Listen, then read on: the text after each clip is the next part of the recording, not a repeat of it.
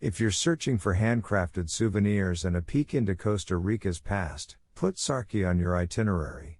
This artisan town in the province of Alajuela is home to the Joaquin Chaverri Oxcart Factory, one of the oldest carreta, oxcart, factories in Costa Rica. Hand-painted oxcarts were traditionally used to transport coffee over the mountains and are still used today in parades and religious ceremonies. The Guinness Book of World Records' world's largest oxcart is on display in Sarchí's Central Park, and you'll find artisan markets and family-run leather and woodworking shops around town, as well as the Wedding Cake Church, a pink and blue-colored Catholic church with artisan carvings and vaulted ceilings. Time commitment: make a day trip from San José, or combine your visit with a stay up at Villa Blanca Cloud Forest Hotel and Nature Reserve.